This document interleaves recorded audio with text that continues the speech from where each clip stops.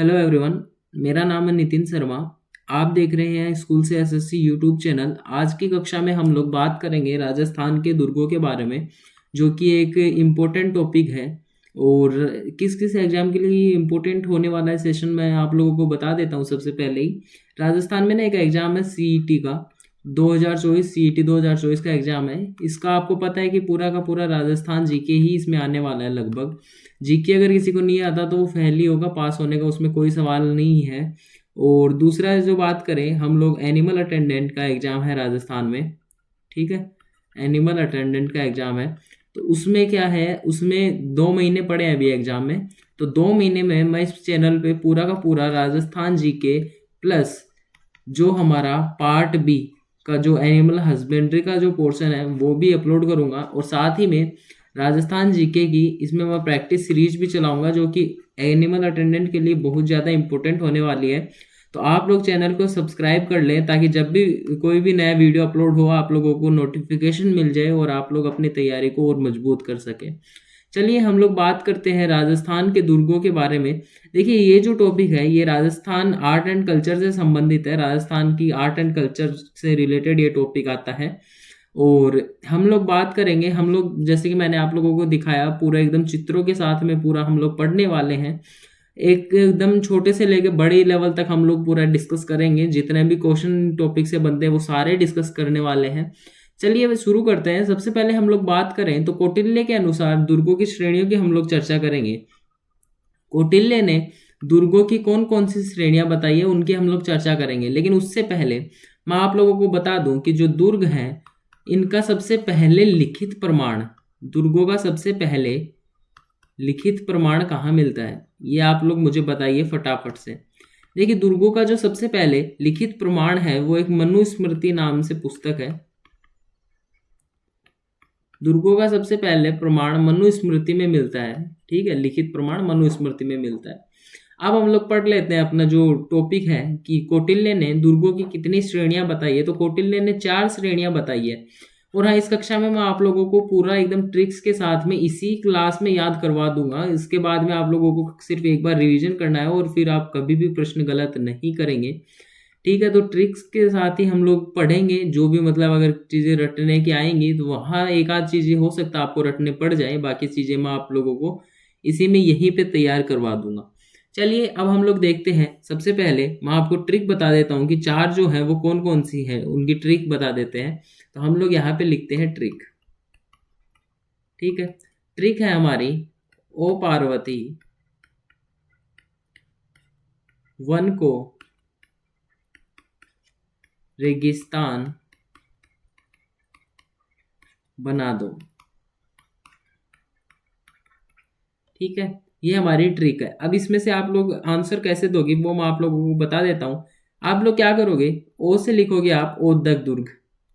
यहाँ हम लोग लिख देते हैं ओदक दुर्ग। ठीक है, पार्वत शब्द है ये, इससे लिखेंगे आप पार्वत दुर्ग। पहला हो गया ओदक दुर्ग और दूसरा हो गया पार्वत दुर्ग।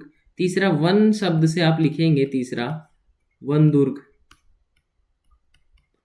और हमारा जो चौथी सीरीज है मतलब अंतिम है वो हो जाएगी धानवन दुर्ग। ठीक है, अभी होते क्या है इनके बारे में चर्चा करें तो मैं आप लोगों को बताता हूं कि ये होंगे क्या एक्चुअल में। देखिए ओदक दुर्ग क्या होगा, वह दुर्ग जिसके चारों ओर जलाशय हो, विशाल जलाशय हो। ठीक है, तो वो हो जाएगा हमारा ओदक दुर्ग। दूसरा पार्वत दुर्ग की चर्चा करें तो पार्वत होगा पर्वत पे स्थित दुर्ग, पर्वत पर स्थित दुर्ग होगा पार्वत दुर्ग। वन दुर्ग की बात करें तो जिस दुर्ग के चारों ओर वन हो, मतलब जो एकदम वन से घिरा हुआ हो, वन के अंदर जो दुर्ग हो। जैसे राजस्थान में एक दुर्ग है रणथंबोर। ठीक है, राजस्थान में है रणथंबोर,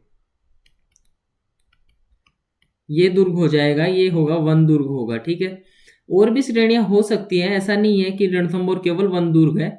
लेकिन हाँ, ये वन दुर्ग तो होगा ही होगा क्योंकि ये एकदम कटीला रास्ता है इसका। और अबुल फजल ने भी रणथंबोर के बारे में कहा था कि बाकी सब दुर्ग नंगे हैं, केवल यही दुर्ग बख्तरबंद है। तो इसी बात को देखते हुए उन्होंने कहा था। अब हम लोग चौथी जो बात करें वो करते हैं धानवन दुर्ग की। धानवन दुर्ग क्या होता है? रेगिस्तान में स्थित दुर्ग, रेगिस्तान में स्थित दुर्ग। ठीक है, आई होप आप लोगों को चारों चीजें समझ में आई होंगी। यहाँ पे हमारा क्लासिफिकेशन कंप्लीट होता है कि कौटिल्य ने दुर्गों को 4 श्रेणियों में बांटा था। ट्रिक मैंने आप लोगों को बताई। सबसे पहला नाम आता है ओह, पार्वती, तो ओ से हो जाएगा औद्योग दुर्ग, और पार्वती से पार्वत दुर्ग। तीसरा नाम आता है वन, तो वन से हो जाएगा वन दुर्ग, और फिर वन को रेगिस्तान, तो रेगिस्तान से शब्द बनेगा धानवन दुर्ग। इनकी मैंने विशेषता भी आप लोगों को बता दी है। अब ना ये जो क्लासिफिकेशन है ये आप लोगों को एकदम रट के रखना है, तभी मैंने ये ट्रिक बताई है, क्योंकि ये चारों के चारों ऐसे के ऐसे शुक्र नीति में काम आएंगे। शुक्र नीति के अकॉर्डिंग जो हम क्लासिफिकेशन पढ़ेंगे उसमें एज इट इज ये चारों के चारों काम आने वाले हैं। चलिए हम लोग आगे चलते हैं, हम लोग पढ़ते हैं शुक्र नीति के अकॉर्डिंग दुर्गों की श्रेणियां। ठीक है, शुक्र नीति में भी दुर्गों की श्रेणियां बताई गई है, लेकिन ये जो श्रेणियां हैं इनको और डिटेल्ड क्लासिफिकेशन किया गया है जो पिछला वाला था, और उसमें 9 श्रेणियां बताई गई है। 4 तो जो थी वो ओल्ड वाली थी, जैसे 4 दे रखी थी वो पुरानी थी, और 5 और ऐड कर दी, और टोटल हमारी 9 श्रेणियां हो गई। ठीक है, 4 कौन कौन सी थी उनकी चर्चा कर लेते हैं। सबसे पहले हम लोग दोबारा पढ़ेंगे, उन्हीं को सेम ही होगा, तो मैं थोड़ा फास्ट कर देता हूं। ओदक दुर्ग, ओदक दुर्ग हमारा हो जाएगा जल दुर्ग, जल हो। ठीक है, मतलब शॉर्ट में मैं लिख देता हूँ, डिटेल में हम लोग नहीं पढ़ने वाले हैं उन्हें वापस। किसी को नहीं समझ में आया तो वीडियो आप रिवाइंड कर सकते हैं। दूसरा हम लिखेंगे पार्वत दुर्ग, पार्वत दुर्ग इसको हम लिख देंगे गिरि दुर्ग। ठीक है, जो पहाड़ पर हो। तीसरा हम लोग लिखेंगे, तीसरा हम लोग क्या लिखेंगे? तीसरा हमारा हो जाएगा वन दुर्ग, जो वन में स्थित हो। चौथा हमारा क्या हो जाएगा? चौथा हमारा हो जाएगा, एक सेकेंड थोड़ा स्लाइड वापस लेके आते हैं। हाँ, चौथा हमारा हो जाएगा रेगिस्तान, का मतलब हो जाएगा धानवन दुर्ग। धानवन दुर्ग होता है जो रेगिस्तान में स्थित हो।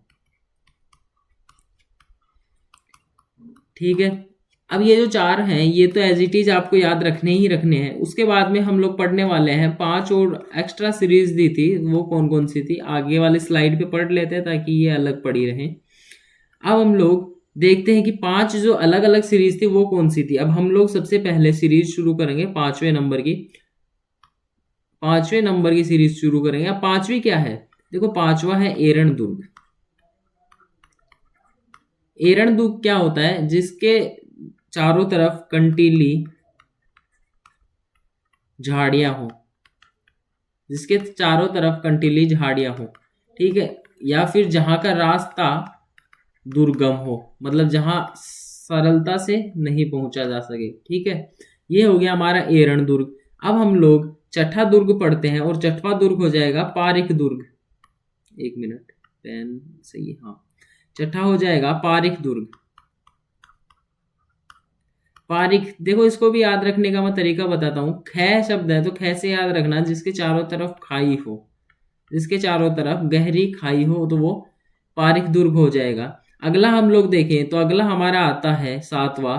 7वां कौन सा आता है? पारिक से ही आप लोग याद रखिएगा, पारिद दुर्ग। पारिद ये क्या होगा? जिसके चारों तरफ विशाल विशाल परकोटा हो। तो विशाल प्रकोटा होगा तो कौन सा दुर्ग हो जाएगा? पारिक, पारिद दुर्ग। और ख से खाई तो मतलब ख आएगा तो खाई होगी उसके चारों तरफ। ठीक है, अब जो 2 आएंगे वो आएंगे, एक तो आएगा सैन्य दुर्ग। 8वां हमारा होगा सैन्य दुर्ग। सैन्य दुर्ग क्या होता है? जिस दुर्ग में सेना निवास करती हो, जिस दुर्ग में सेना निवास करती हो, ये हमारा हो जाएगा सैन्य दुर्ग। अब अगला चलते हैं, और अगला हम लोग देखते हैं कि हमारा जो 9वां लास्ट होगा वो क्या होगा। देखिए सैन्य से ही आप लोग याद रख सकते हैं सहाय दुर्ग। सहाय दुर्ग वो होगी जिसमें राजा को सहायता करने वाले भाई बंधु रहते हो, भाई बंधु रहते हो। ये नोट्स मैं आप लोगों को प्रोवाइड करवा दूंगा, आप लोग मुझे कमेंट में बता देना अगर नोट्स चाहिए तो। मैं या तो आपको इंस्टा पे डाल दूंगा, या फिर कोई ग्रुप है तो ग्रुप बना के उसमें अपलोड कर दूंगा। ठीक है, चलिए सहाय दुर्ग का मतलब हो गया राजा की सहायता करने वाले भाई बंधु निवास करते हो। अब हम लोग यहाँ पे पढ़ चुके हैं कि कौटिल्य ने जो श्रेणी बताई उसमें 4 प्रकार के दुर्ग उन्होंने बताए। तो हम लोग देख लेते हैं कि 4 श्रेणियां तो कौटिल्य ने बताई और शुक्र नीति में 9 बताई गई। 9 कैसे बना? 4 तो वो ही प्लस 5 एक्स्ट्रा। एक्स्ट्रा कौन कौन सी थी? एरण दुर्ग, एरण के बाद पारिक, पारिद, सैन्य और सहाय दुर्ग। ठीक है, 5 अलग हो गई। अब आप लोगों के सामने प्रश्न आता है कि कौटिल्य ने बेस्ट दुर्ग किसको बताया है, सबसे बढ़िया किसको बताया है। देखो राजस्थान में देखो कौन सा सबसे बेस्ट हो सकता है इन चारों में से। सबसे ज्यादा किस प्रकार के दुर्ग है? ओदुक, पार्वत, वन या धानवन, किस प्रकार के दुर्ग हैं? राजस्थान में सबसे ज्यादा पार्वत दुर्ग बने हुए हैं। कोई भी दुर्ग देखेंगे आप पहाड़ी पे ही स्थित होगा, क्योंकि ना दुर्ग सुरक्षा की दृष्टि से बनाए जाते हैं और पहाड़ी पे अगर दुर्ग होगा तो आक्रमण जो करेंगे, अगर कोई दुश्मन सेना आती है तो उनके लिए थोड़ा कठिन होगा, इसीलिए पहाड़ी पे बनाया जाता है। तो कौटिल्य ने सबसे जो बेस्ट दुर्ग माना है वो पार्वत दुर्ग को माना है। ठीक है, अब इसकी ट्रिक मैं आप लोगों को बताऊं कि आप लोग याद कैसे रखेंगे। कि मैंने जो पहले बताई थी ये ट्रिक, इसमें आप लोगों को देख लेना, ऐसे याद रख लेना कि पार्वती माता सबसे शक्तिशाली होती है। ठीक है, शक्ति का प्रतीक होती है, तो सबसे शक्तिशाली दुर्ग होगा पार्वत दुर्ग। ठीक है, अब आगे चलते हैं। आगे हम लोग देखते हैं कि शुक्र नीति ना बेस्ट के मामले में सीधा सीधी सीधी बात करती है। शुक्र नीति कुछ लोकेशन वगैरह देखती नहीं, इसके अकॉर्डिंग ये है कि सैन्य दुर्ग है वो सबसे बेस्ट है। जहां पे अगर सेना है तो वो दुर्ग मजबूत है, वरना सेना ही नहीं है तो कितना बचा लोगे आप दुर्ग को। ठीक है, तो ये वैसे याद हो जाएगा आपको। तो सैन्य दुर्ग बताती है कौन? शुक्र नीति, शुक्र नीति। और गिरि दुर्ग या पार्वत दुर्ग बताते हैं कौन? कौटिल्य। ठीक है, आई होप समझ में आया होगा। आगे चलते हैं, आगे देखते हैं हम अब क्या पढ़ने वाले हैं। चलिए आगे हम देखेंगे कि विश्व की धरोहर सूची में शामिल दुर्ग कौन कौन से हैं। देखो मैं आप लोगों को बता दूं कि विश्व की धरोहर सूची में कुल 6 दुर्गों को शामिल किया गया है। उन 6 दुर्गों को कब शामिल किया गया, ये डेट इंपॉर्टेंट होती है, पूछी जाती है, तो उनको 2013 में शामिल किया गया था। ठीक है, अब ये कौन कौन से हैं, इनके नाम क्या क्या है, ये हम लोग अब पढ़ने वाले हैं। ठीक, तो देखिए 2013 में राजस्थान के कुल 6 दुर्गों को शामिल किया गया था। अब 6 की मैं आपको इसमें भी एक शानदार ट्रिक बताने वाला हूं, आप लोग कभी नहीं भूलेंगे। ठीक है, यहाँ पे मैं लिख देता हूं ट्रिक। ट्रिक ये है, ट्रिक ये है कि चीकू, गाजर और आम, इन 3 सब्जियों को धरोहर सूची में शामिल किया गया है, ऐसे याद रख लेना। ठीक है, इन 3 को धरोहर सूची में शामिल किया गया है। अब किस प्रकार से है वो अभी देखिए। देखिए ची से हो जाएगा हमारा चित्तौड़गढ़ दुर्ग। ठीक है, जैसे ची है तो इसका मतलब हो जाएगा चित्तौड़। कू से हो जाएगा कुंभलगढ़। ठीक है, गा से हो जाएगा गागरोन। जैसे हो जाएगा जैसलमेर। रै से हो जाएगा रणथंबोर।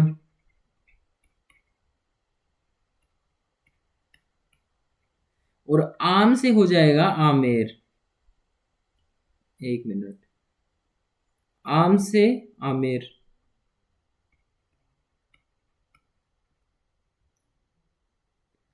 क्या लिखा जा रहा है, गलती हो रही है, एक मिनट।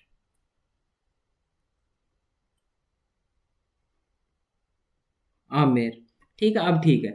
देखिए जो विश्व की धरोहर सूची है उसमें कुल 6 को शामिल किया गया है। उनकी ट्रिक मैंने आपको बता दी, चीकू, गाजर, आम। ची से हो जाएगा चित्तौड़, कू से कुंभलगढ़, गै से गागरोन, जै से जैसलमेर, रै से रणथंबोर, आम से आमेर। ठीक है, आई होप आप लोगों को यहाँ तक कोई दिक्कत नहीं होगी। हम लोगों ने विश्व की धरोहर सूची में सम्मिलित दुर्ग भी पढ़ लिए हैं।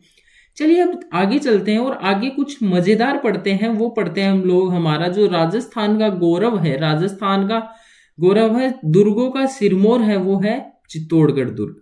चलिए चित्तौड़गढ़ दुर्ग की चर्चा हम लोग करें, चित्तौड़ की। तो ये ना इतना टाइम लेगा कि बाकी के जो दुर्ग हैं बड़े बड़े जो भी, जैसे मेहरानगढ़ वगैरह, वैसे आप लोग 4 से 5 पढ़ लोगे। लेकिन अगर एग्जाम में प्रश्न आता है दुर्ग से तो 60 से 70% चांसेस रहते हैं कि वो चित्तौड़गढ़ से ही पूछ ले। तो हमें पढ़ना सबसे पहले चित्तौड़ ही पड़ेगा ताकि हमारा जो इम्पोर्टेंट एक पार्ट है वो कंप्लीट हो सके।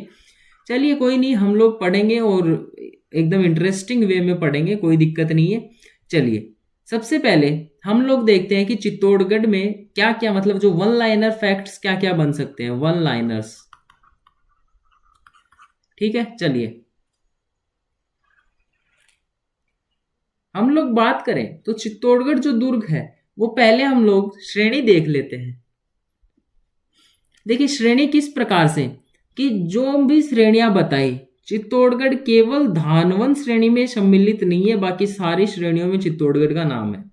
ठीक है, चित्तौड़गढ़ दुर्ग केवल धानवन में नहीं है, बाकी सारी श्रेणियों में नाम है। अब आप पूछेंगे सर ऐसा कैसे है, तो देखो सबसे पहले मैं आप लोगों को बता दूं कि चित्तौड़गढ़ जल दुर्ग किस प्रकार है। ये ना गंभीरी व बेड़च इन दो नदियों के संगम पर है। ठीक है, तो इनके संगम पर है, इसी कारण से ये जल दुर्ग हो गया। दूसरी चीज, ये मेसा के पठार पर स्थित है,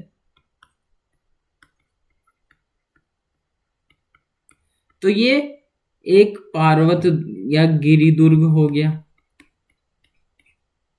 ठीक है, तो इस प्रकार से ये बाकी सारी मतलब श्रेणियों में आप लोग ये झाड़ियां वगैरह देख रहे होंगे, तो ये एरण दुर्ग भी हो जाएगा क्योंकि रास्ता आसान है नहीं यहाँ पहुंचने का। अब हम लोग और बात करते हैं कि इसको निर्माण किसने करवाया, इस दुर्ग को बनवाया किसने है। तो देखो राजस्थान में दो पुस्तकें प्रसिद्ध हैं, इन दो पुस्तकों के नाम हो जाएंगे सबसे पहले तो वीर विनोद, वीर विनोद और कुमारपाल प्रबंध।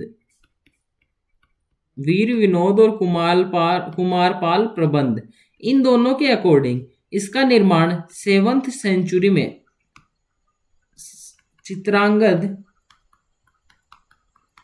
मौर्य ने करवाया।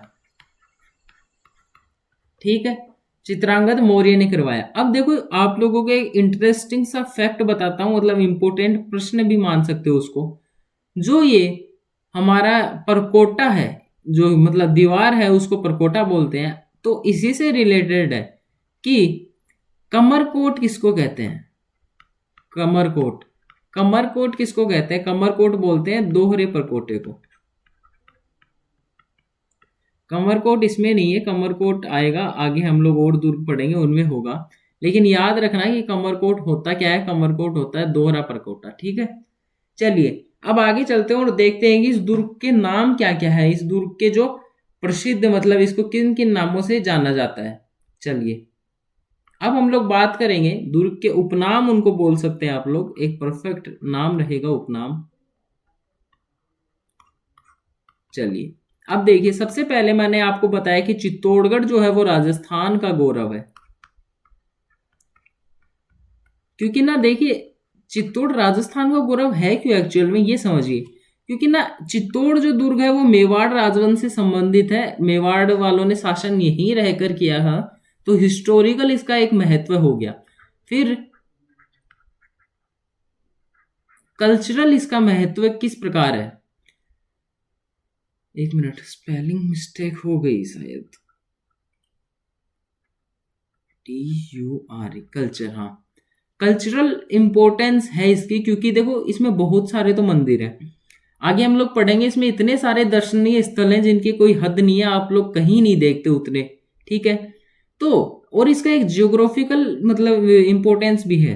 जियोग्राफिकल कैसे है मैं आप लोगों को नेक्स्ट स्लाइड में बताऊंगा। सबसे पहले हम लोग इनके और नाम देख लेते हैं, पूरा एकदम क्लियर करके भेजूंगा, डोंट वरी। ठीक है, बस 2 मिनट वेट कर लीजिए।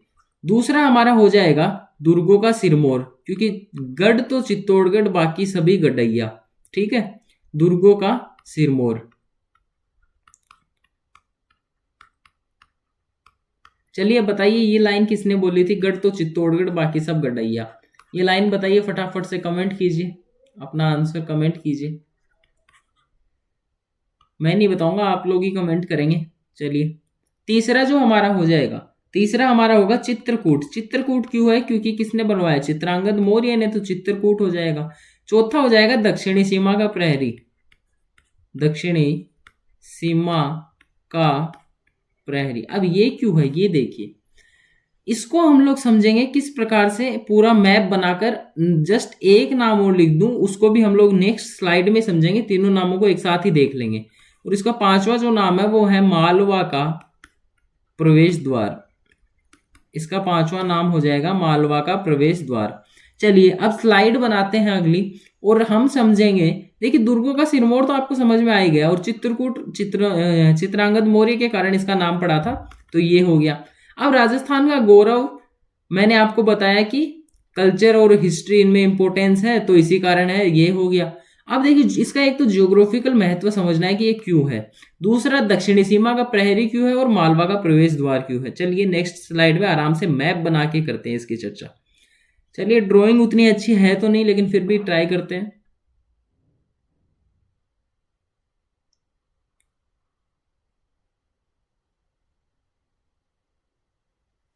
एक मिनट,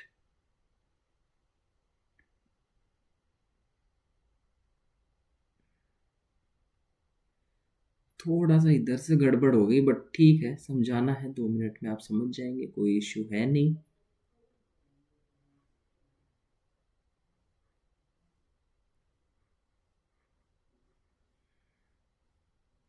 चलिए समझ जाएंगे आप लोग, कोई इतना इश्यू है नहीं, क्योंकि आप लोगों ने मैप वैसे देख रखा है ना। तो देखिए चित्तौड़गढ़ दुर्ग यहाँ पे है मानना, ठीक है, चित्तौड़ इधर ही है मेरे मैप में। हो सकता है आप लोगों को नहीं समझ में आए, स्लाइड आगे निकल गई, 1 मिनट, हाँ ठीक है। तो देखिए यहाँ पे अगर इस साइड से कोई भी शत्रु आक्रमण करेगा राजस्थान में, तो सबसे पहले कौन आएगा, चित्तौड़। तो दक्षिणी सीमा का प्रहरी कौन हो गया, चित्तौड़। उसी प्रकार से उत्तर में एक विशाल दुर्ग है, कौन सा, भटनेर का दुर्ग, जो कि है कहां पे, हनुमानगढ़, ठीक है। अब पश्चिम में, तो जो पश्चिमी जिला उसी में है एक सोनार किला, ये पश्चिमी सीमा का प्रहरी हो गया, ये हो गया जैसलमेर में। अब जो पूर्वी सीमा का प्रहरी है वो अलवर जो जिला है ना, अलवर जिस संभाग में आता है उसी संभाग में होगा। कौन से संभाग में होगा, उसी में जो हमारा सबसे पूर्वोत्तर संभाग है उसमें। तो यहाँ पे एक जिला है उसका नाम है भरतपुर, और वहां पे एक शक्तिशाली दुर्ग है लोहागढ़। लोहागढ़ दुर्ग कहाँ पे है, भरतपुर में। अब देखिए ये वही है जहाँ पे जाट साम्राज्य का शासन था, ठीक है, याद रखना। अब एक चीज तो हमने देख ली कि दक्षिणी सीमा का प्रहरी क्यों कहते हैं। अब देखो मालवा कहाँ पे है, एमपी में, एमपी में ही है ना, एमपी ये है। अब मालवा का प्रवेश द्वार क्यों है, क्योंकि अगर इधर से कोई आएगा तो मालवा जाने के लिए कहाँ से निकलेगा, चित्तौड़ से ही निकलेगा, तो मालवा का प्रवेश द्वार हो गया। दूसरी चीज जियोग्राफिकल इंपोर्टेंस किस प्रकार से है कि पहला तो ये जैसे इधर से ही जाएगी रूट जो भी है वो। दूसरा, जो अरब आक्रमणकारी आते थे वो जाते थे दिल्ली। अब दिल्ली पे अगर उनका अधिकार हो गया तो वो सबसे पसंदीदा जो उनकी जगह थी ना लूटपाट के लिए, वो थी गुजरात। गुजरात में एक महादेव का मंदिर था, वहां पे वो खजाना लूटा करते थे। तो दिल्ली से जब ये लोग आएंगे तो उन्हें चित्तौड़ होके ही गुजरात जाना पड़ेगा, इसीलिए जो है चित्तौड़ का एक सामरिक महत्व था, ठीक है। इसी कारण से इस पर बहुत सारे आक्रमण भी हुए, अटैक्स बहुत सारे हुए हैं, ठीक है। चलिए आप लोगों को मुझे लगता है ये समझ में आ गया होगा, क्योंकि बहुत देर हो गई हमें यही ये पढ़ते हुए।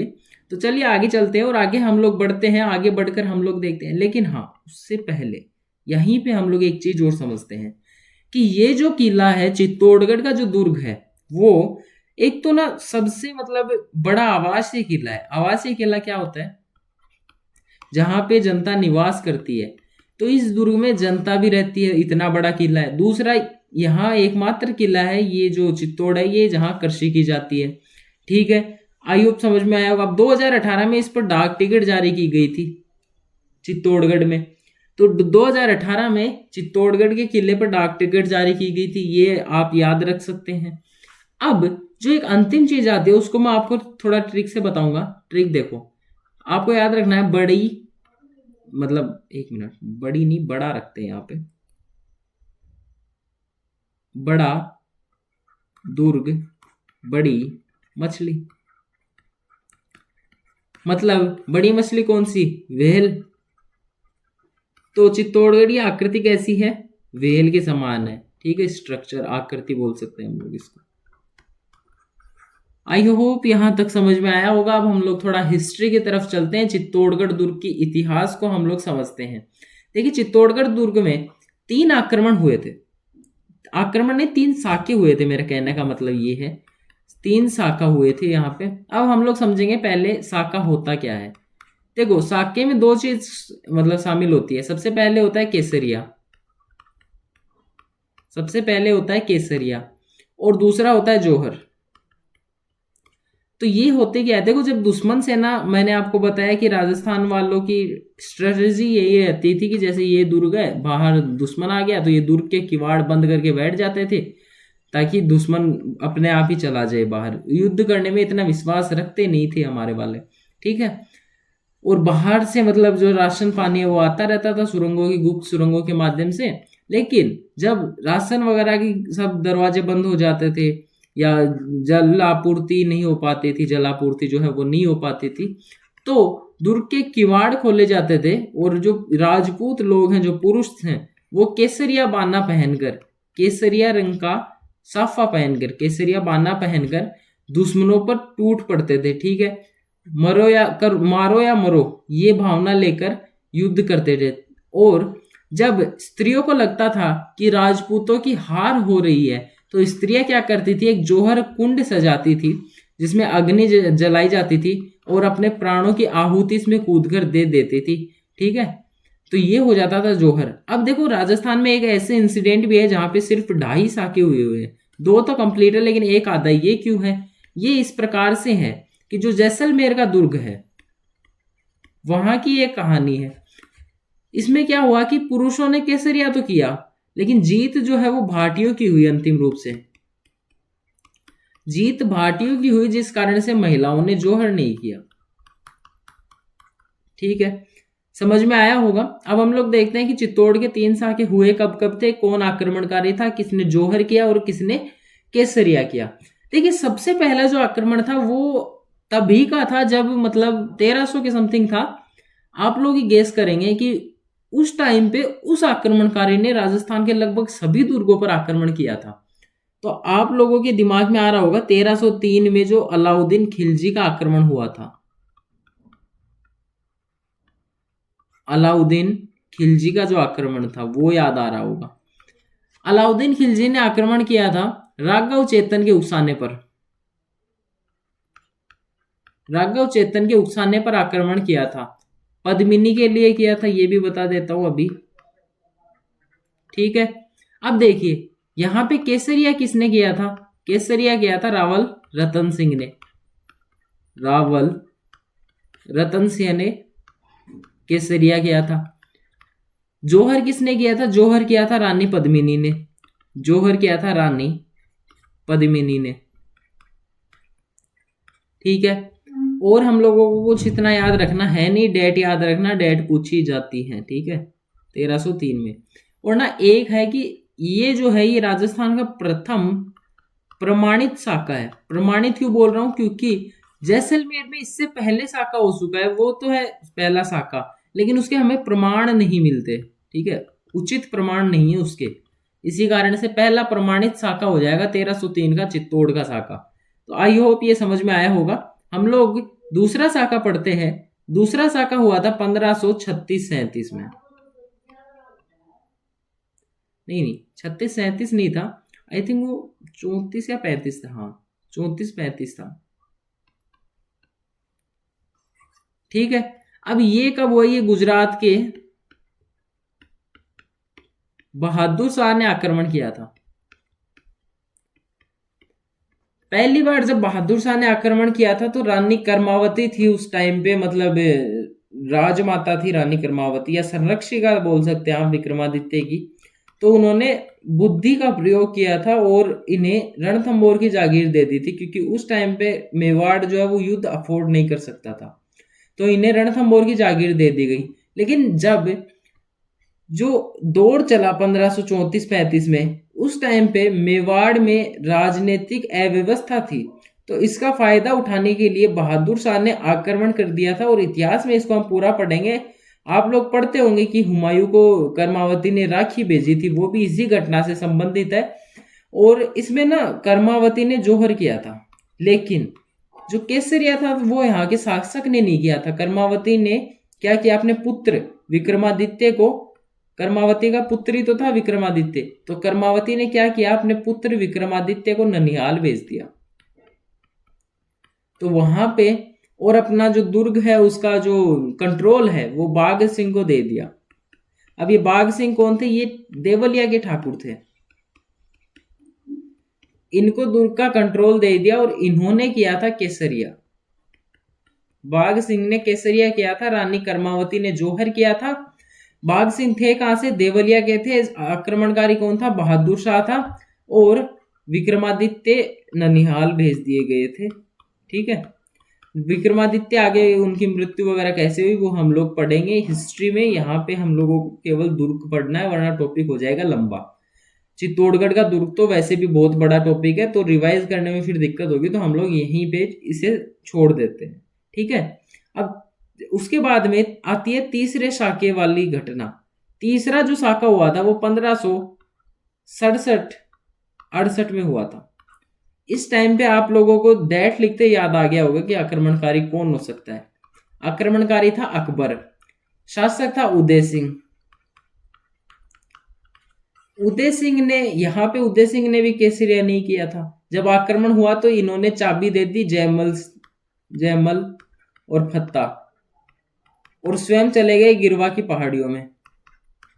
ठीक है, तो केसरिया तो किया था जयमल और फत्ता ने, और जौहर किया था, जौहर किसने किया था, जौहर किया था फूल कंवर। ठीक है, जयमल थे मेड़ता के, जयमल की पत्नी ही थी फूल कंवर। ठीक है, जयमल जो नहीं फत्ता की पत्नी थी, सॉरी माय मिस्टेक, इरेज कर देते हैं। ठीक है, ये लीजिए, फत्ता की पत्नी थी फूल कंवर। फत्ता कहां से थे, ये आमेर से थे।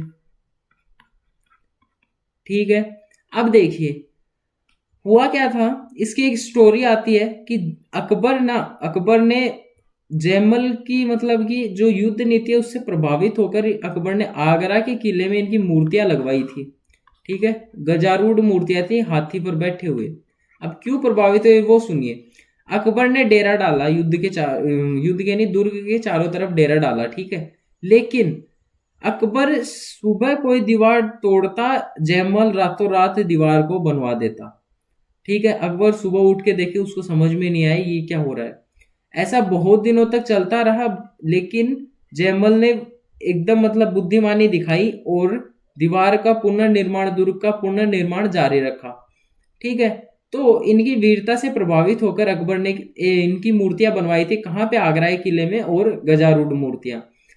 एक और कहानी आती है कि जब अकबर को पता चला कि जयमल के पास दुर्ग की चाबी है, ठीक है, अकबर को पता चला कि जयमल के पास दुर्ग की चाबी है, तो इनके मध्य पत्राचार हुआ था कि क्या पता जयमल जो है वो आत्मसमर्पण कर दे, क्योंकि जयमल का खुद का दुर्ग तो था ही नहीं। तो इनके बीच में पत्राचार हुआ, तो जयमल के कुछ एक रिप्लाई जो है ना वो फेमस है। ऐसे मान लीजिए जो आज के युग में चल रहा है ना, सेवेज रिप्लाई, वो दिए थे जयमल ने उस टाइम पे। इनके दो दोहे हैं ऐसा कुछ कि हूं धनी है गढ़ मारो, एक तो ऐसे करके है, और दूसरा है भूख ना मेटा मेड़ तो ना मेटा नागौर, या ऐसा कुछ है। दूसरी लाइन मेरे को याद नहीं आ रही, जब हिस्ट्री पढ़ेंगे तो मैं आपको देख के बताऊंगा। ठीक है, आप लोग चैनल को सब्सक्राइब करें ताकि जब भी वीडियो अपलोड हो आप लोगों को नोटिफिकेशन मिल सके।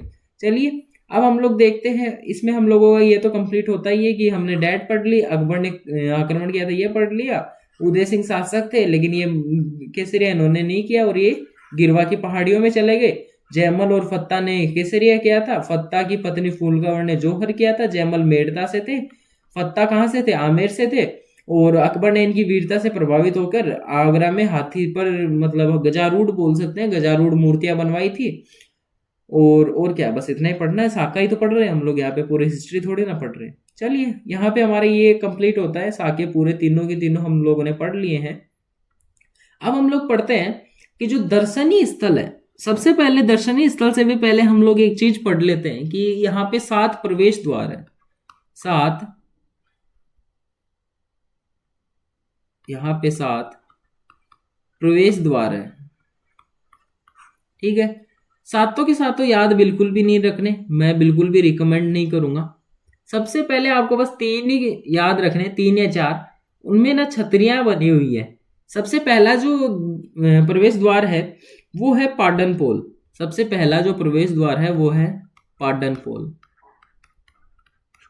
ठीक है, अब पाडन पोल पे क्या है, पाडन पोल पे ठाकुर बाघ सिंह की छतरी है।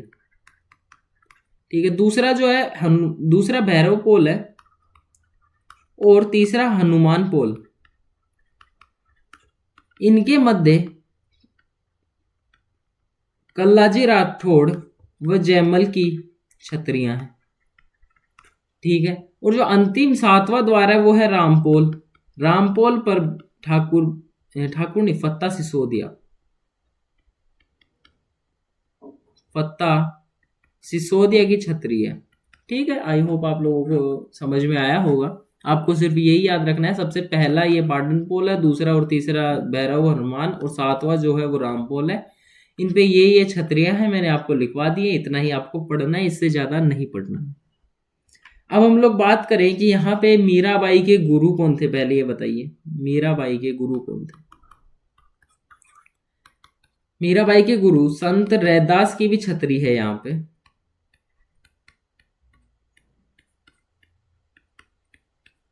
ठीक है, मीराबाई के गुरु संत रैदास की भी छतरी है। एक ना इंपॉर्टेंट नाम आता है कंफ्यूज करने के लिए, कुंभ श्याम मंदिर, वो भी इसी दुर्ग में है। लेकिन जब आप लोगों को ये प्रश्न दिया जाएगा तो सबसे पहला ही ऑप्शन कुंभलगढ़ देंगे, और आप लोग कुंभ नाम देख के कुंभलगढ़ करके आओगे, जो कि बिल्कुल गलत होगा और माइनस में और लेके जाएगा आपको।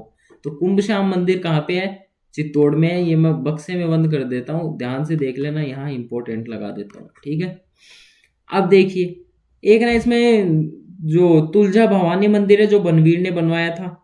फिर ऐसे ही देखें तो बहुत सारे मंदिर हैं, जैसे लिखा तो पॉसिबल नहीं होगा, लिखना तो कितने लिखेंगे, मैं आपको बोल के बता देता हूँ। जैसे एक समीदेश्वर महादेव मंदिर है जो मोक्कल ने जीर्णोद्धार करवाया था, और उसी को हम लोग मोक्कल मंदिर कहते हैं।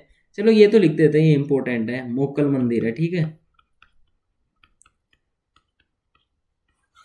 अब एक श्रृंगार चौरी जैन मंदिर है। यहाँ पे श्रृंगार चौरी जैन मंदिर है, इसका निर्माण बेल का भंडारी ने करवाया था। श्रृंगार चौरी जैन मंदिर का निर्माण बेल का भंडारी ने करवाया था। और यहाँ पे एक और है, एक और, उसका नाम है सतबीज देवरिया। ये भी जैन धर्म से संबंधित है, ये भी जैन धर्म से संबंधित है। ठीक है, यहाँ पे क्या किया था, कुंभा ने अपनी पुत्री रमाबाई का विवाह करवाया था। ठीक है, नेक्स्ट स्लाइड पे चलते हैं। इतना हम लोगों ने पढ़ लिया, कहीं डाउट हो तो फटाफट से कमेंट कर देना, कोई इश्यू है नहीं, कमेंट में ही आपको अपना रिप्लाई मिल जाएगा। और जितना जल्दी हो सके, अगर कमेंट में मेरे से सॉल्यूशन नहीं हो पाता है अगर, या फिर मुझे कुछ पिक्चर वगैरह अटैच करनी होगी, तो मैं आप लोगों को इंस्टाग्राम या फिर किसी ग्रुप वगैरह में ऐड करके वहीं पे रिप्लाई दे दूंगा, बट आपका सॉल्यूशन आपको जरूर मिल जाएगा। ठीक है, चलिए और देखते हैं। एक ना नाम आता है नवलखा भंडार, तो वो स्पेशल है, याद रखना कि वो चित्तौड़गढ़ में ही है, क्योंकि उससे नवलखा दरवाजा ऐसे करके नवलखा बावड़ी ये आएंगे, तो आप कंफ्यूज ना हो जाओ। लेकिन भंडार जो नाम आएगा वो चित्तौड़ में ही है, बस ये याद रखना। ठीक है, आगे चलते हैं। आगे चलते हैं तो हमें मिलता है जैन कीर्ति स्तंभ, वो देख लेते हैं।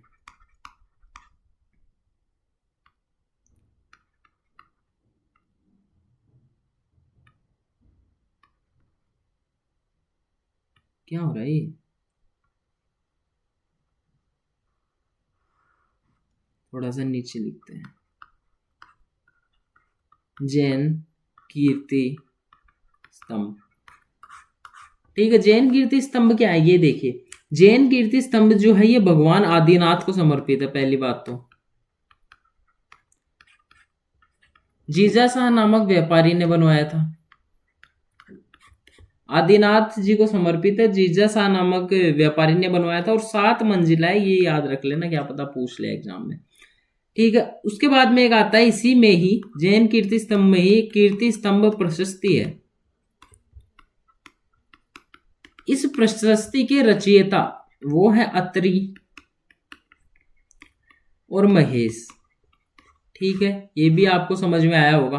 अब हम चलते हैं अपने लास्ट, जो मतलब दुर्ग है हमारा चित्तौड़गढ़, इसमें लास्ट टॉपिक है वो है विजय स्तंभ। देखिए, विजय स्तंभ की फोटो डाली थी मैंने एक, हाँ ठीक है, यहाँ पे हम लोग विजय स्तंभ पढ़ लेंगे।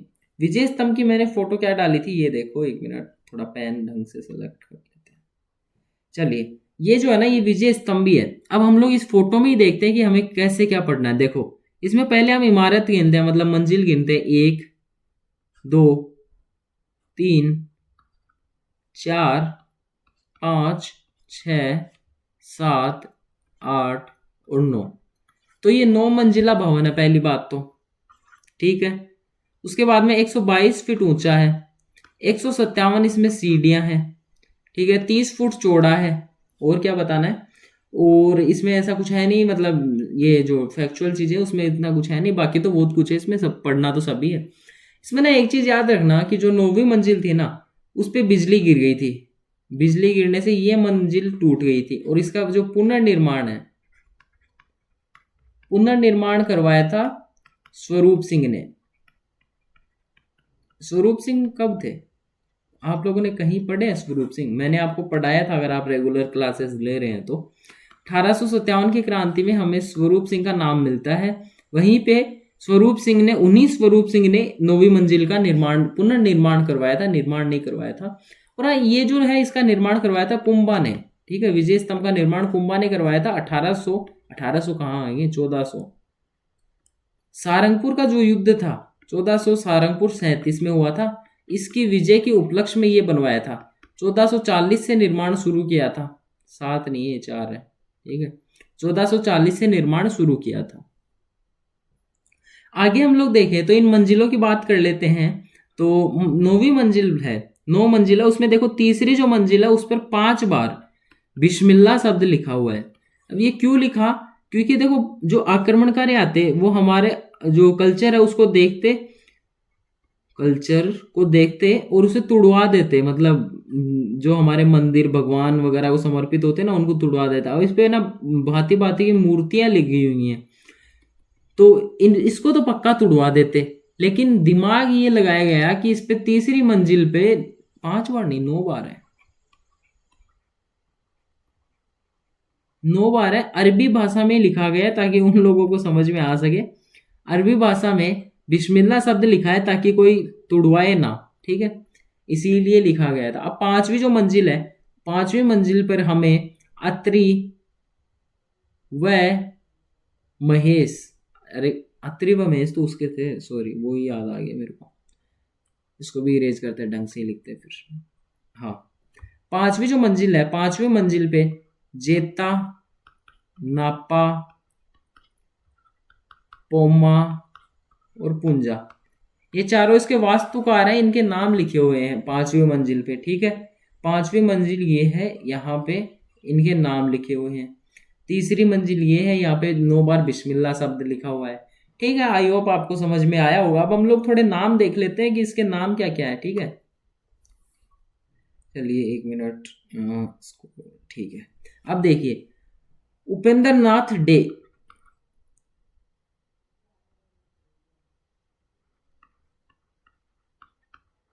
उपेंद्र नाथ डे, इन्होंने क्या कहा है, इन्होंने विष्णु ध्वजगढ़, ठीक है, इसको विष्णु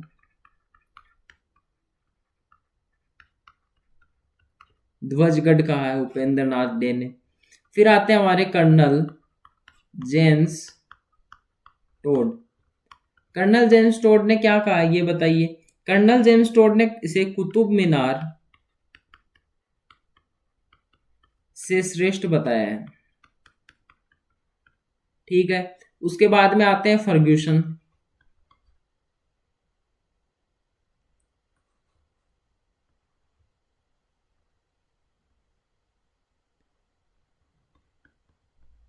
फर्ग्यूसन। इन्होंने इसे मतलब इसकी जो तुलना है वो रोम के टार्जन से की है। ठीक है, अब आते हैं अपने गोपीनाथ शर्मा। इन्होंने मूर्तियों का अजायब घर कहा इसे।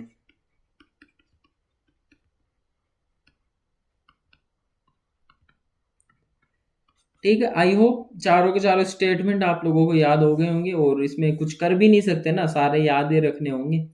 बस इसमें ऐसा कुछ रिलेट कर लेना, जैसे मूर्तियां हैं, हम लोग ही मतलब भगवान वगैरह को मानते हैं इतना, तो मूर्तियां हमारे कुछ जो फेमस नाम है गोपीनाथ जी, उन्होंने गोपीनाथ शर्मा जी उन्होंने कहा है। फर्ग्यूसन है, इन्होंने ना कुछ एक चीजों की जैसे एस्ट्रोकन वास्तु से तुलना कर दी, ऐसे कुछ करते आ रहे हैं, तो रोम की टार्जन से भी तुलना फर्ग्यूसन ने की है। कर्नल जेम्स टोड है, तो उन्होंने कैसे कर्नल कैसे कुतुब मीनार, तो कुतुब मीनार से श्रेष्ठ बताया है। विष्णु ध्वज गढ़, ये किसने गाया, उपेंद्र नाथ डे ने। ये आपको याद ही रखना पड़ेगा। अगर कुछ ट्रिक बने आपसे तो कमेंट में बताना, कमेंट करना फटाफट से अगर कुछ ट्रिक बने तो आप लोगों से, ताकि और बच्चे उनकी हेल्प हो सके।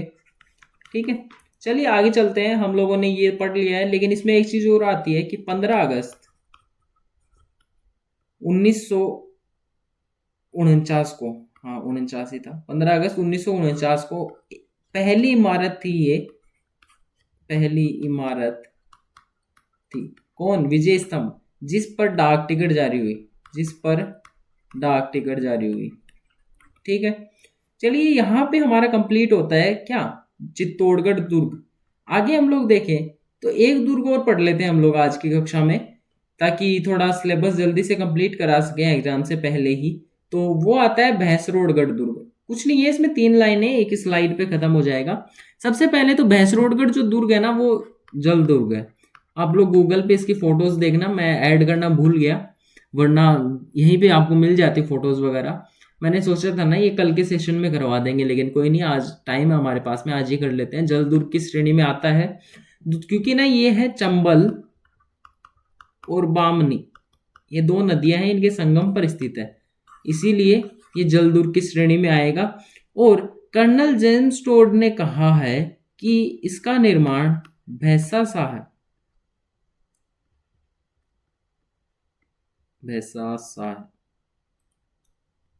नामक व्यापारी ने करवाए। ठीक है, इसका निर्माण जो है वो भैंसा शाह नामक व्यापारी ने करवाया। और रोड़ाचारण इसके साथ में, मतलब दोनों ने मिलके करवाया, अकेले भैंसा शाह का नाम नहीं लेते कर्नल जेम्स टोड, वो कहते हैं भैंसा शाह नामक व्यापारी और रोड़ाचारण ने करवाया है। किसका निर्माण, भैंसरोडगढ़ दुर्ग का निर्माण। ये ना ऐसा कुछ इतिहासकारों का मानना है कि यहाँ से इस रूट से जब भी कोई व्यापारी जाते, तो यहाँ पे जो डाकू लोग होते, जो लुटेरे होते, वो इन्हें लूट लिया करते थे। तो व्यापारियों ने मिलके इसका निर्माण करवाया, ताकि वो अपने सामान को सुरक्षित यहाँ पे रख सके, स्टोर कर सके, इसीलिए इसका निर्माण करवाया गया है इतिहासकारों के अकॉर्डिंग। ठीक है, मैं नहीं था उस टाइम पे, तो मैं कैसे बता सकता हूँ, इतिहासकारी हमें जो बताएंगे उन्हीं के अकॉर्डिंग हम लोग पढ़ाएंगे ना। ठीक है, चलिए आगे देखते हैं। आगे हम देखेंगे तो भैंसरोडगढ़ जो है एक इंपॉर्टेंट नाम आता है। ठीक, इसको मैं थोड़ा ढंग के कलर से लिखता हूँ, हाईलाइट करेंगे आराम से जी। इसको ना राजस्थान का वेल्लोर कहा जाता है, राजस्थान का वेल्लोर कहा जाता है भैंसरोडगढ़ दुर्ग को। इंपॉर्टेंट क्वेश्चन है, पता नहीं कितनी बार एग्जाम में आया होगा। आरपीएससी भी पूछती है और आरएसएसएमबी भी पूछती है। ठीक है, कर्मचारी बोर्ड भी पूछता है हमारा, और आरपीएससी तो पूछती है ऐसे क्वेश्चन। ठीक है, तो राजस्थान का वेल्लोर कौन सा दुर्ग है, भैंसरोडगढ़ दुर्ग, याद रखना। चलिए आगे चलते हैं और देखते हैं कि एक स्टेटमेंट आता है इसके बारे में। तो कर्नल जेम्स टोड जो है ना, उन्होंने देखो इतनी रुचि ली इस दुर्ग में, उन्होंने बताया निर्माण किसने करवाया, भैंसा शाह और रोड़ाचारण ने। तो उन्होंने इसके बारे में कहा है कि यदि कोई मुझे राजस्थान में जागीर देने की पेशकश करे, कि मुझे ऐसा कहा जाए कि राजस्थान में से एक जागीर ले लो, तो मैं भैंसरोडगढ़ को चुनूंगा। ठीक है, मतलब इससे इसकी दुर्ग की सुंदरता मतलब प्रकट होती है, कि कर्नल जेम्स टोड क्या बोल रहे हैं इनके बारे में, कि यदि मुझे राजस्थान में जागीर की पेशकश की जाए तो मैं भैंसरोडगढ़ को चुनूंगा। अब देखो एक प्रश्न बनता है, ये इंपॉर्टेंट है भाई, याद रखना। स्टेटमेंट जो आएंगे ना दुर्गों में, सारे के सारे इंपॉर्टेंट है, ऐसे पूछे हुए हैं। ठीक है, एक क्वेश्चन ऐसे बन जाएगा इसमें से कि किस दुर्ग के बारे में कर्नल जेम्स टोड ने कहा है कि मुझे यदि राजस्थान में जागीर की पेशकश की जाए तो मैं भैंसरोडगढ़ दुर्ग को चुनूंगा। मतलब यहाँ पे जो रिक्त स्थान है वो डाल देगा या फिर बोल देगा कि जागीर की पेशकश की जाए तो मैं किस दुर्ग को चुनेंगे, ऐसा कुछ मतलब प्रश्न बना सकते हैं। अभी तक प्रश्न आया उसमें तो ब्लैंक स्पेस ही आया है, मतलब कि भैंसरोडगढ़ जो नाम लेते हैं हम लोग उसकी जगह पे रिक्त स्थान दे दिया और फिर वहां पे ऑप्शन भरवा लिए कि उसमें क्या आएगा। ठीक है, भैंसरोडगढ़ भी यहाँ पे होता है कंप्लीट। अब आप लोग क्या करेंगे, आप लोग एक काम करेंगे, आप लोग जो चैनल है उसको फटाफट से अभी सब्सक्राइब कर देंगे। और अगर वीडियो आपको जरा से भी हेल्पफुल लगी हो, अगर आपको लगा हो कि इससे मतलब आपका प्रश्न सही होगा, तो वीडियो को लाइक करके जाएंगे और शेयर करेंगे ताकि आपके दोस्त जो हैं उनको भी मतलब हेल्प मिल सके। आप जो चैनल आप देख रहे हैं वो भी देखें और वो भी सिलेक्शन ले। ठीक है, और जुड़े रहिए हमारे साथ में, अपनी तैयारी को मजबूत कीजिए। प्रैक्टिस सेशन भी हम लोग लेकर आएंगे बहुत ही जल्द। हम लोगों ने हिस्ट्री में कुछ एक टॉपिक कंप्लीट किया है और कल्चर में हम लोगों ने 3-4 टॉपिक पढ़े हैं, तो उनके प्रैक्टिस सेशन भी लेके आएंगे, लाइव में करेंगे वो सब चीजें। तब तक के लिए इंतजार करिए, रिवीजन करिए। धन्यवाद।